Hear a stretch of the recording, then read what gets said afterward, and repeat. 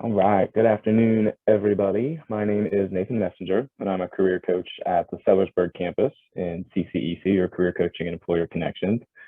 And today, during day 2 of the Spring Break Career Readiness Boot Camp, I think we're calling it, I'm going to be presenting to you guys all about interviews and elevator pitches. And this presentation is called Acing the Interview. So if you guys have any questions along the way, feel free to put those in the chat box down below, and one of the other incredible career coaches or talent connection managers will get back with you if I don't see it pop up. And if you have any burning questions that you just can't wait to ask, feel free to shout out. I'm pretty laid back when it comes to doing presentations, so just let me know. And here we go. So maybe here we go. There we go. Okay. So I should have fixed where it said presentation title. That should say Acing the Interview. But agenda of what we're going to go over today is why you got the interview, how to prepare for it, what to do during the interview, and how to follow it up. Then we're going to talk about elevator pitches and how those can be useful in lots of different situations. And then we'll do some key takeaways and have some time for questions at the end. So first things first, we need to understand why we got the interview. And so the reason that a company called back for an interview is because you obviously applied for a job, you sent them your resume, your application, any of that information, and they know that you're qualified to meet the needs of this position. And so you can go in there being confident that you don't have to, again, prove that you are qualified to do the job because they already know that. And so what you need to do is go in there and show them who you are, make sure that the company is a good fit for you. It's very important because you're interviewing them just like they're interviewing you. And so you want to go in there and really treat it just like a conversation. Don't be super nervous because you don't have to prove yourself. You kind of just have to sell yourself. It's a little different. And so you want to explain to them why you're excited about the position that you're interviewing for. And you also want to talk about how your past experiences are going to make you the best person for that position. And there we go. So when it comes to preparing for the interview, these are things that you're going to want to start working on as soon as you get the call to schedule the interview. And so first things first, you're going to go back and read that job description. Make sure that you really understand all the things that it says that you may be responsible for were you to get this position. And you're going to want to think about things that you've done in the past, skills that you've got, knowledge that you've got, schooling that you've had, that's going to allow you to meet the needs of that company and meet those responsibilities. You're going to want to research that company. Make sure you know a lot about them. Companies want to know that you really want to work for them, not just to get a job. So you want to know, what's their product? What do they do? What do they make? Are they doing presentations? Stuff like that. Who's their target audience?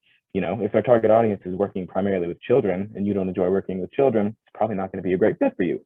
So make sure you know who their product is marketed towards. And then it's always great to know a little bit about the history of the organization. Where did they start? Where did they come from? What are their roots? That kind of stuff. Have they made any major historical developments or anything like that, or anything major in the news lately? Just know a little bit about what's going on with them. You also want to do some research on your interviewers if you can. A lot of times you'll be given the names of people who are interviewing you. Sometimes it's the person that calls you. You can always ask. It's usually an HR person that calls to schedule it. You can ask them who's going to be doing it. You can look them up on LinkedIn, see if you have anything in common. Maybe you went to the same college, or maybe you are really interested in the same club or group or something like that. So it can really help to find these connections to help make things a little smoother in their interview and just make you a little more comfortable to build that instant connection pretty quickly. You want to plan out your outfit. A lot of times you're going to go with professional dress for most places that you interview. Some are a little different. If you're working in healthcare, a lot of times you can interview in scrubs because you may have kind of a on the floor working with patients part of the interview. If you're working in, say, construction or manufacturing, you may want to dress closer to the way that you would dress when you go to do that job. If you're really unsure, you can ask the recruiter or the HR person who calls you to schedule the interview what they would suggest that you wear for it or what's recommended. If you're really not sure, it's always a good idea to go with professional dress. Better safe than sorry. And you really want to avoid super bright clothing. You don't want to be remembered as, the girl or the guy who wore the bright pink or the bright yellow jacket. You want them to remember you for what you said in your interview and how well you did at answering all their questions. So you want to make sure you get remembered for the right reasons. You're going to want to practice answers to really common questions as well. So tell me about yourself is 99 out of 100 times going to be the very first question that they ask you. And so you want to make sure that you have that answer kind of prepared and scripted a little bit. That way you don't panic and end up telling them things that, are the opposite of what they really want to know. And so you want to think about, why do you want to work for that company, or why do you want that role?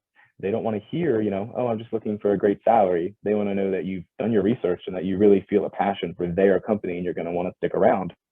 And you're going to want to think of examples of times that you've had success in the past, in past experiences, past jobs, past volunteer things, past projects that you've done in school, maybe times that really can show things that you've done that will allow you to meet the responsibilities of that position that you're interviewing for. So when we get to interview day, leading up to it, there's going to be some differences, especially with the COVID-19 pandemic really changed the face of interviews. It used to be almost all interviews were in person. You would go to an office and meet these people and, shake hands, talk to them, blah, blah, blah, all that stuff.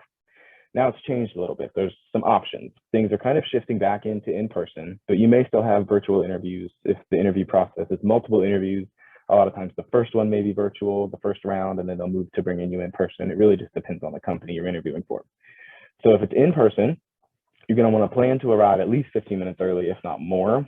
I'm a pretty cautious person, so I usually arrive 25, 30 minutes early just to be safe. This is just in case you need some time padded in to get there. So you get caught in traffic, there's an accident, you get lost, or you make a wrong turn and have to turn around. You want to make sure that you've got some time built in there just in case those things come up, so you're not panicking and you don't want to show up late. You're going to want to bring a notebook and a pen with you so you can take notes. You're also going to want to write down your questions that you want to ask so you don't forget, which we'll talk about in just a few minutes. It's always great to bring some printed copies of your resume with you as well. A lot of times, if you submitted it, they may have printed it off already. But if they don't, it looks really nice if you've got them prepared just to hand out to all the people that are in your interview. Really, really important, you want to be respectful of every person that you encounter once you get on the property where that interview is going to be. You never know who's actually going to be a part of that interview process. The parking attendant, when you park your car, could be a part of it. Receptionist, when you check in, a lot of times are part of that interview process. They're going to come out and ask that receptionist, was so-and-so kind to you? Were they rude to you? What did you think of this person? What kind of vibes were you getting? That kind of stuff.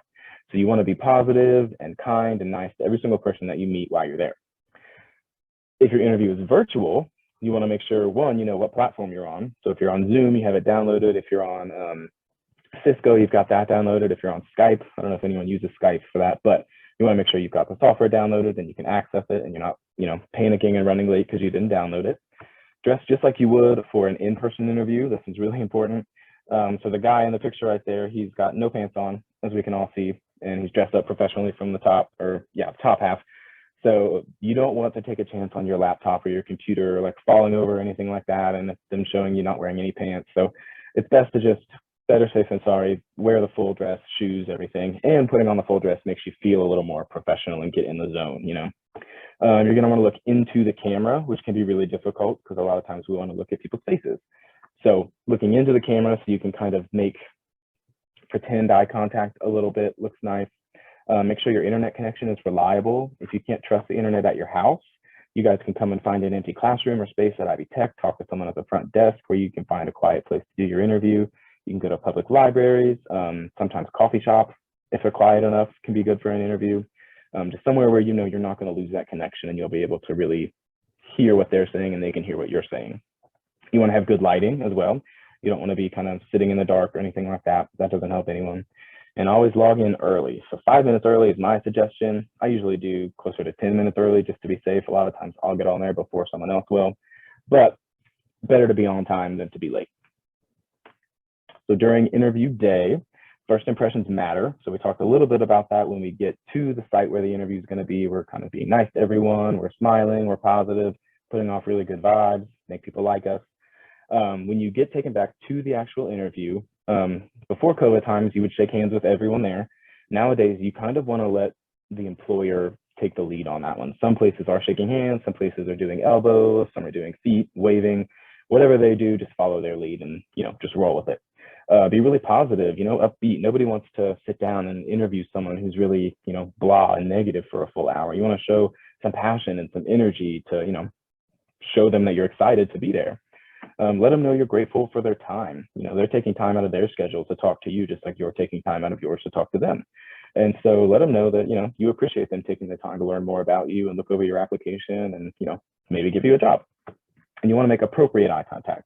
So you don't want to be like a bird of prey, like staring them down 100% of the time that you're there. Usually you want to go with like a 70% eye contact, 30% looking somewhere else, or maybe a 60-40 ratio, just something that's, not like a robot, but not awkward and not looking at them like you're shy or something like that, because we've got confidence, remember. We want to answer all the questions honestly and use examples when we can. And so there's different types of interview questions, and we'll talk about each of these in the next couple slides. So situational and behavioral questions are going to ask you about times and experiences that you've had in the past, or how you would handle experiences that may come up in the future. You never want to be negative about previous employers, previous companies, previous bosses, because what that shows the person that you're interviewing with is that you're okay with talking negative about previous companies that you've worked for. And if you'll do it to companies in the past, you may do it to their company in another interview in the future. And nobody wants their reputation to be affected negatively to other people. If things come up and they ask about times when things went wrong, because this happens a lot, how do you handle things when they don't go according to plan? Take responsibility for things that were your fault. Don't blame it on other people. No one wants someone that, thinks everything is the team's fault and they're just perfect, because no one's perfect. And the interviewer knows that, you know that. So be honest about it. And don't make up lies. A lot of times people who have been doing interviews for a long time can tell when someone's making up a story or lying about something. So just be honest. If you don't know an answer to a question, it's okay to admit you don't know. They're going to respect you a lot more for having the courage to admit that you don't know something than they will if you just make something up that doesn't really make sense. Another thing to consider are illegal or inappropriate interview questions. So there are questions that relate to any kind of status that can be discriminated against, such as race, age, gender, religion, sexual orientation, marital status, things like that, that interviewers are legally not allowed to ask you about in most states. If something like this does come up, you can handle it a few ways. You can ask them what that has to do with your ability to meet the needs of the job. You can ask them if you could stick to, things that are related to your ability to do the job, things like that. A lot of times this doesn't happen. Places that are really professional know that these things are illegal and they can't ask you these.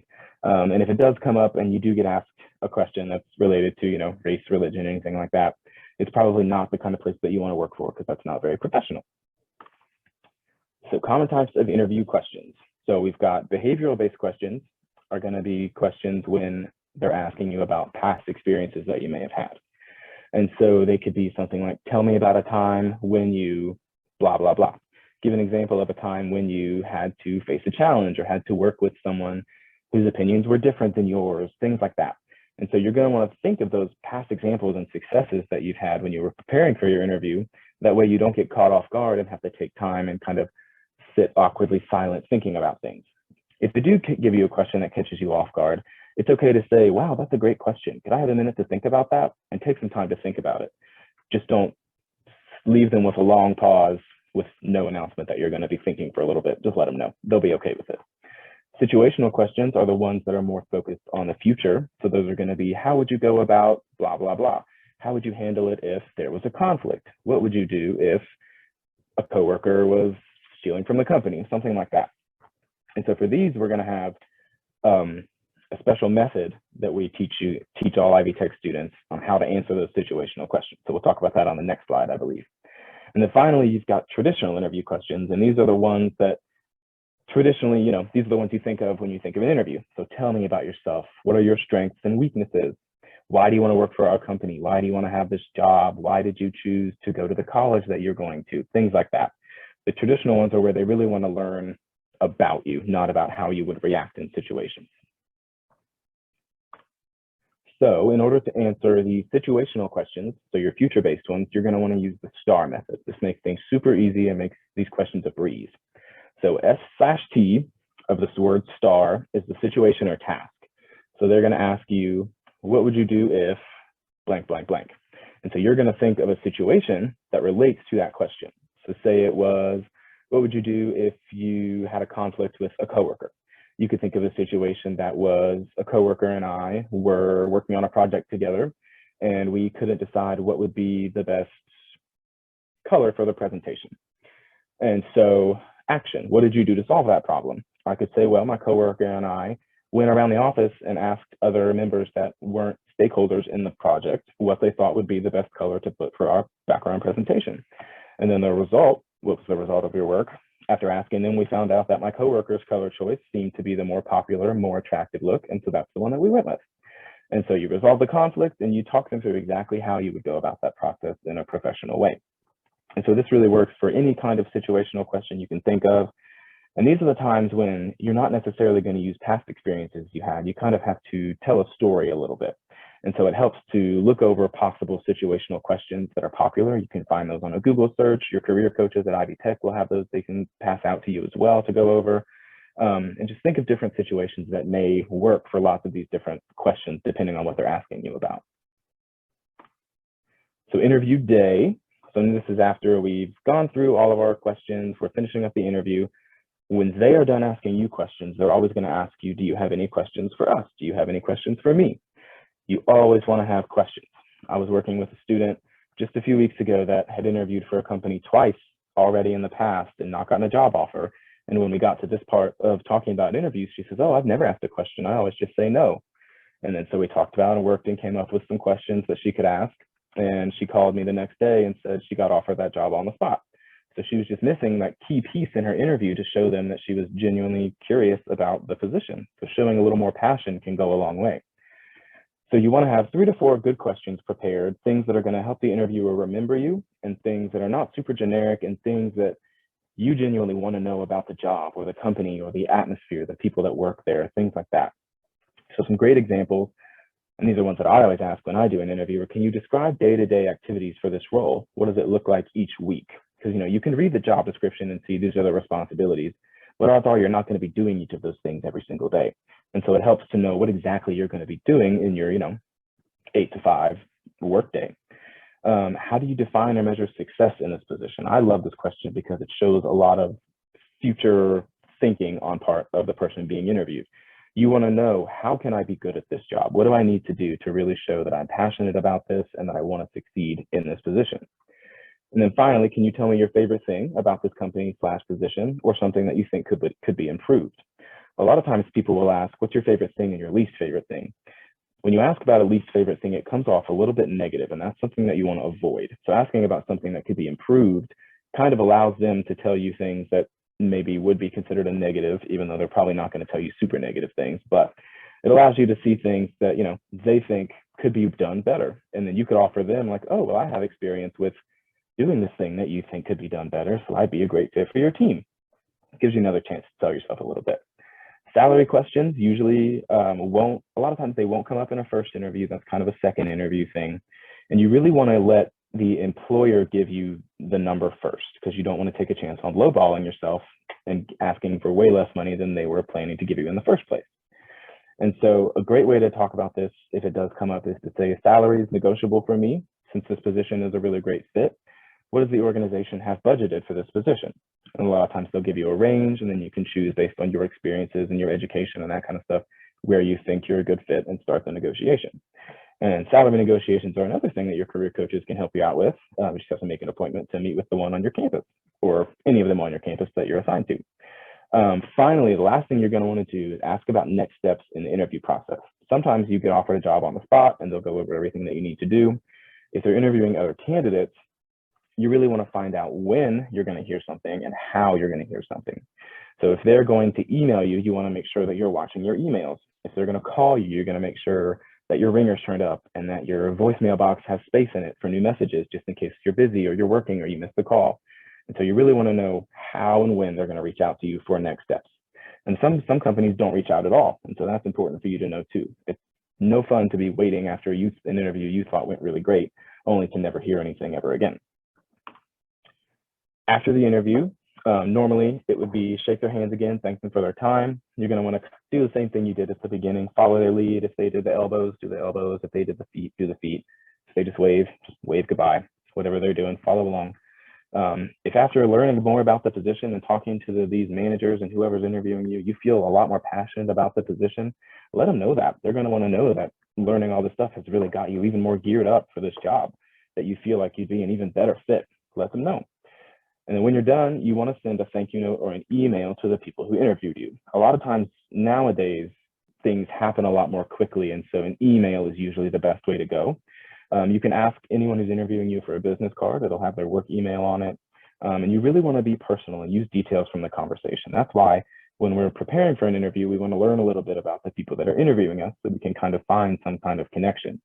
And that's why we have our notebook and paper that we took with us so we can take notes on things that stand out during the interview. So when we say send our thank you emails, we can have something personal in there that's not just, thanks for taking the time to speak to me. I really appreciate it. Hope to hear from you soon. You can say, I really enjoyed talking to you about A, B, and C today during this interview process. I really hope to be a part of your team in the future, something like that. So key points about interviews. So one, be confident. Know the company and why you want to work there. They're probably going to ask you a question about one or all of those things. Make sure you dress appropriately and practice all those common interview questions. That's a great thing to do with your career coach. You can do a full mock interview and go over each question one by one and get advice and practice how to make those answers really effective and learn what it is that the interview is really looking for when they ask you things. You want to make sure you arrive early or you log on early if it's virtual. Be really grateful for their time. Let them know that you're really thankful that they took the time to talk to you. Be honest when you answer all of the questions. Don't make things up. Ask questions. That's very, very, very important. That one's all caps, so you know it's really important. Send a thank you note when you're finished up. And the career coaches can help you prepare with mock interviews and all kinds of stuff that relates to interviews. I know on the Sellersburg campus, we even have a career closet available for students who may need professional clothing for interviews or for work. And so I would guess a lot of other campuses have something similar like that for students in need. So you just reach out to CCEC and we'll get you hooked up. Next is elevator pitches. And so the story that comes with elevator pitches is that you hop on an elevator and it's just you, and you look over and the CEO of your dream company is the only person riding in an elevator with you to the top floor. And you've got 30 seconds to sell yourself and let them know what you would like, that you'd love to work for their company, why you're a good fit, and all this kind of stuff, and make them remember you. And so these are kind of prepared statements that really describe who you are professionally. And you can use them at networking events, career fairs. And the big one I like for these ones is to answer the tell me about yourself question. Because a lot of times when an interviewer says, tell me about yourself, they don't want to know that you have 2 dogs and you grew up on the beach and you go to Disney every year. They want to know about who you are professionally. And so having your elevator pitch ready to go makes that easy peasy lemon squeezy. So you want to ask yourself these questions and have these thoughts in your head when you're preparing your elevator pitch. So think about your current education and your major and minor. If you're already finished with your education, what's your past degrees that you've got? What kind of training, certifications do you have? What are your key strengths and positive qualities? What are you going to bring to the table that no one else is going to bring? What makes you special?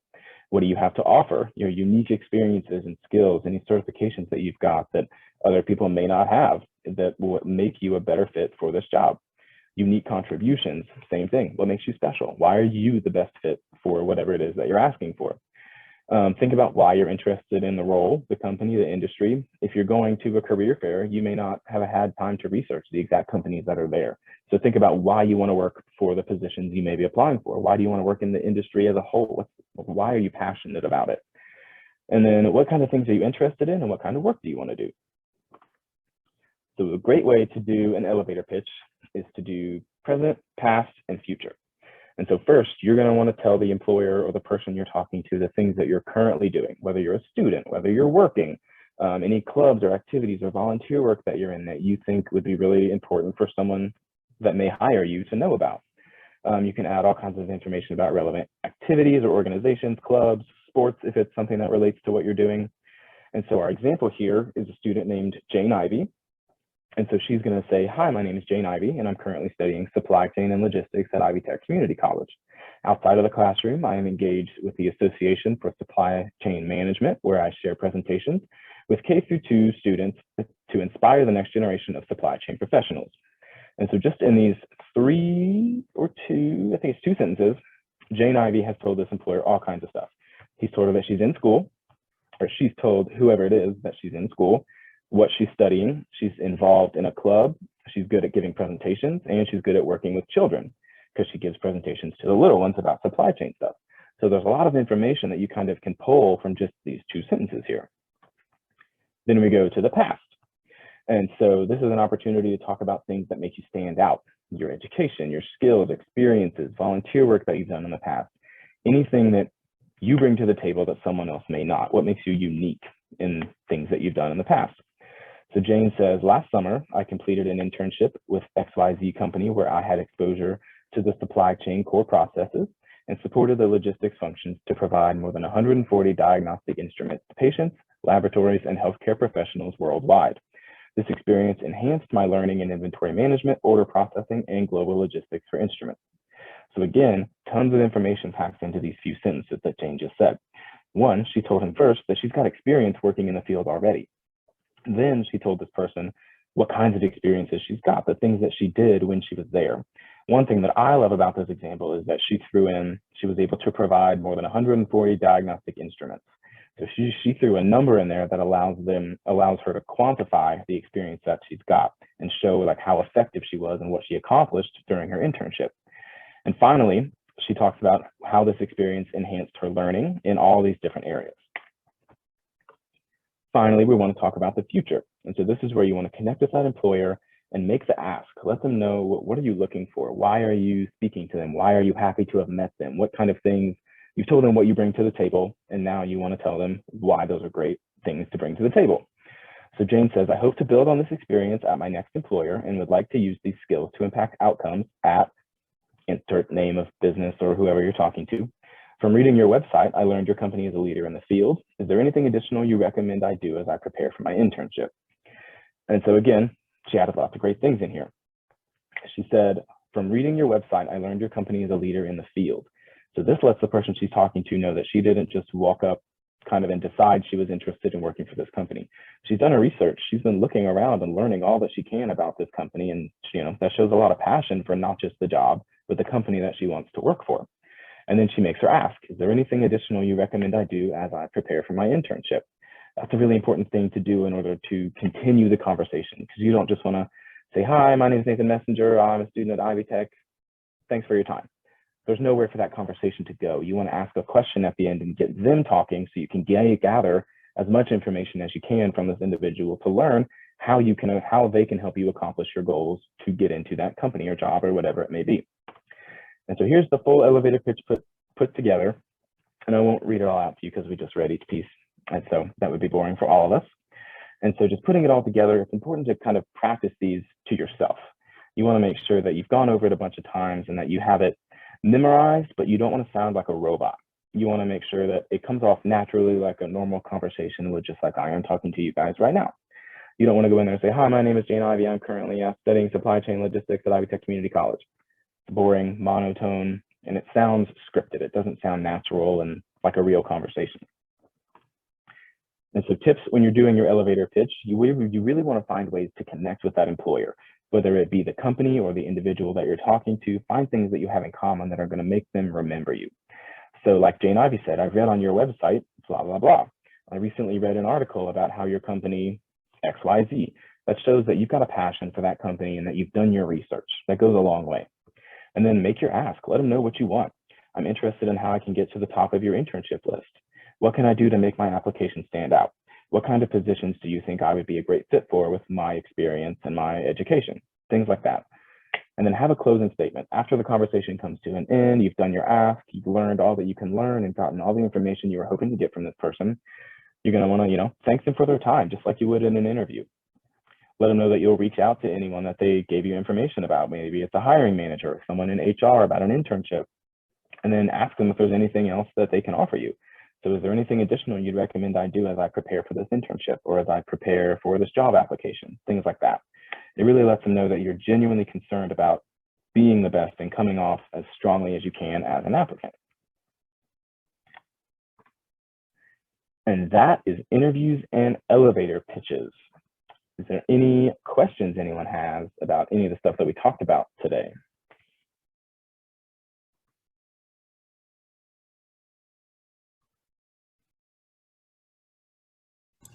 No, sir. All right, awesome. Thank you guys so much for coming out today. I really appreciate it. Over here on this last slide, you'll see a list of all the things that your career coaches and other CCEC team members can help you guys out with. We can do career coaching, career assessments, help you guys do some really great career exploration, workshops and work and learn experiences. We can help you with resumes and job searches, preparing for interviews, just like we said today, recruiting events, and there's a job board access through the Hire Ivy website that you can always learn more about by reaching out and scheduling an appointment with your career coaches through CCEC. And you can do that through your Ivy advising portal, just like you would to schedule with an academic advisor. And if you have any questions for me specifically, my email's on there. Feel free to reach out anytime. More than happy to help you guys out.